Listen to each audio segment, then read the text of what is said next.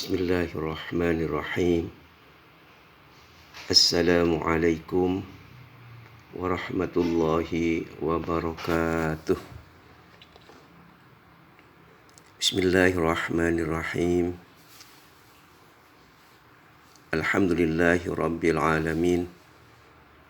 Wassalatu wassalamu ala asyrafil anbiya'i wal mursalin, Sayyidina Muhammadin wa ala alihi wa sahbihi ajma'in. Amma ba'du. Pertama-tama marilah kita bersyukur terhadap Allah Subhanahu wa taala atas segala limpahan rahmat, nikmat, hidayah beserta inayahnya yang telah Allah berikan kepada kita sehingga kita masih diberikan kesehatan oleh Allah, masih diberikan kesempatan untuk bertemu kembali di acara pembelajaran daring dalam keadaan sehat walafiat. Tentunya harapan saya secara pribadi, Anda kira-kira masih sehat, masih eksis untuk menerima pelajaran. Tentunya harapannya begitu. Anak-anakku yang saya cintai, di kesempatan pertemuan yang kedua ini akan kami bahas tentang topik materi PPKN tentang hak dan kewajiban warga negara. Apa itu hak dan apa itu kewajiban? Berbicara tentang hak adalah sesuatu yang harus kita terima. Sedangkan kewajiban adalah sesuatu yang harus kita sampaikan. Contohnya, saya seorang guru harus punya kewajiban untuk memberikan apa yang saya miliki terhadap kalian. Jadi, hak Anda harus menerima apa yang saya sampaikan tadi. Saya ulang. Hak adalah sesuatu yang harus kita terima. Contohnya, setelah kita melaksanakan kewajiban, baru hak itu terima. Seperti gaji. Kewajiban kita adalah mengajar, memberikan ilmu kepada kalian. Lalu hak saya secara pribadi tentunya mendapatkan imbalan. Itu secara gampang untuk menjelaskan tentang hak dan kewajiban. Sedangkan hak dan kewajiban yang lain sebagaimana yang terdapat di dalam Undang-Undang Dasar atau sebagaimana yang terdapat di dalam dasar negara kita. Karena hak dan kewajiban itu semuanya ada di dalam dasar negara kita. Apa itu dasar negara kita? Siapa yang tahu? Dasar negara kita adalah Pancasila. Panca itu artinya 5, sila artinya dasar. 5 dasar yang dijadikan sebagai dasar kita dalam kehidupan sehari-hari. Dan di situ banyak sekali hak dan kewajiban kita sebagai warga negara.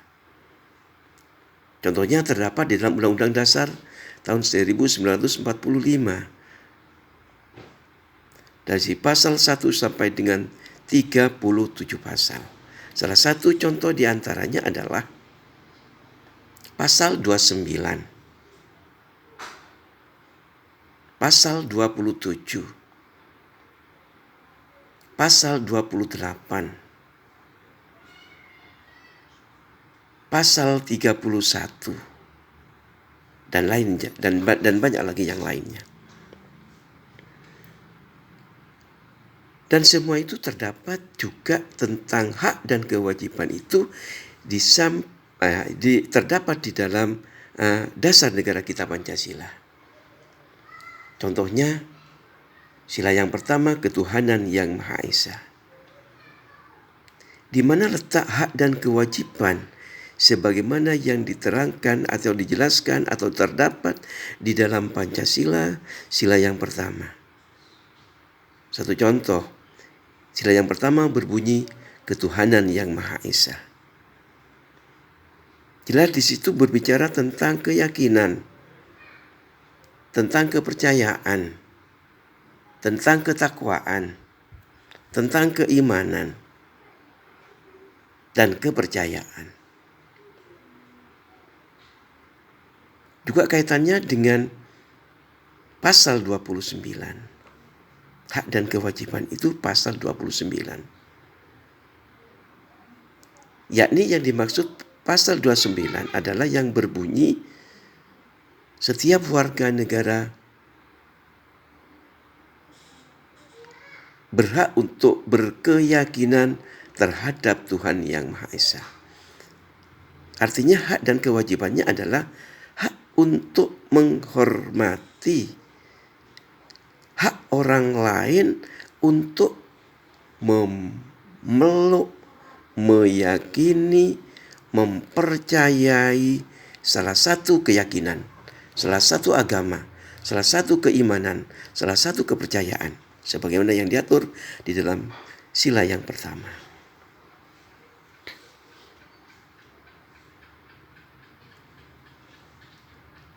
Kemudian yang kedua, sila yang kedua yang berbunyi kemanusiaan yang adil dan beradab. Di mana hak dan kewajibannya di situ? Kemanusiaan yang adil dan beradab punya hak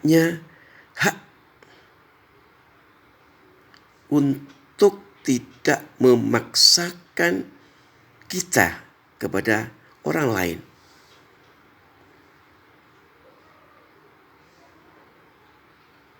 Karena semua manusia punya hak untuk memperoleh keadilan.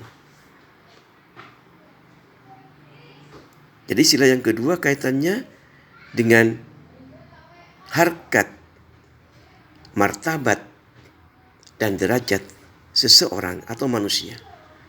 Setiap manusia punya hak untuk memperoleh harkat. Setiap manusia punya hak untuk memperoleh harkat, martabat. Semua manusia punya hak untuk memperoleh derajat. Dan hak itu kita peroleh harus diimbangi dengan Undang-Undang Dasar tahun 1945, yakni pasal 31,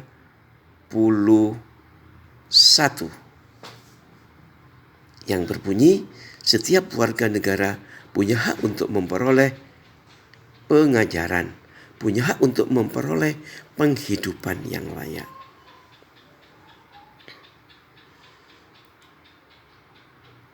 Jadi tidak bisa seseorang memperoleh hak itu manakala tidak diimbangi dengan pasal 21. Harkat. Harkat adalah kedudukan.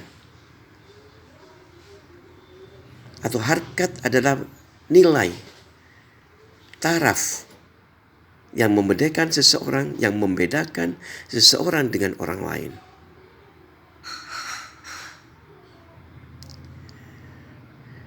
Kemudian yang ketiga yang berbunyi Persatuan Indonesia.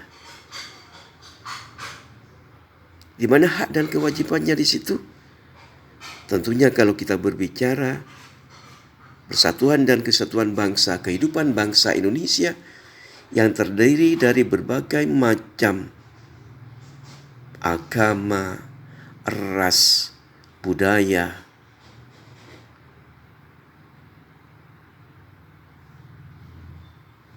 dan lain sebagainya. Kita harus bisa menghormati orang lain agar supaya tercipta persatuan dan kesatuan bangsa. Tidak gampang mewujudkan persatuan dan kesatuan bangsa di mana negara Indonesia berbagai macam budaya, daerah, agama, ras, dan lain sebagainya. Maka diperlukan kesadaran yang dilakukan oleh masing-masing manusia untuk senantiasa menghormati hak orang lain. Kemudian yang keempat, di dalam dasar negara kita, hak dan kewajiban yang terdapat di dalam dasar negara kita, yang keempat adalah kerakyatan yang dipimpin oleh hikmat kebijaksanaan dalam permusyawaratan perwakilan. Di mana hak dan kewajibannya? Hak dan kewajibannya sebagaimana yang terdapat di dalam sila yang keempat adalah kebebasan untuk menghormati orang lain. Karena sila yang keempat berbicara tentang demokrasi.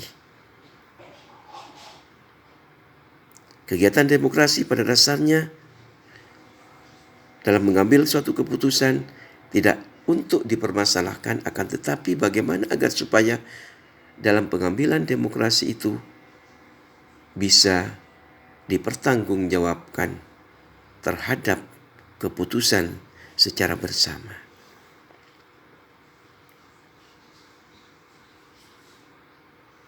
Kemudian yang kelima, keadilan sosial bagi seluruh rakyat Indonesia. Hak dan kewajibannya di situ yang diberikan oleh pemerintah pusat kepada pemerintah daerah, karena sila yang kelima berkaitan dengan pembangunan nasional.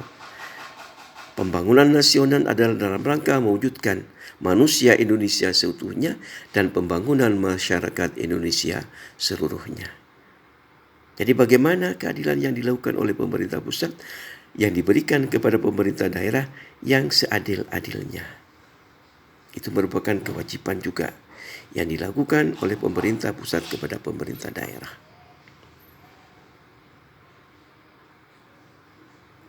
Itulah kira-kira sekilas apa yang dapat saya sampaikan. Kurang lebihnya saya mohon maaf. Kan nanti di pertemuan yang berikutnya akan kami jelaskan lebih mendetail lagi. Sekian dan terima kasih. Assalamualaikum warahmatullahi wabarakatuh.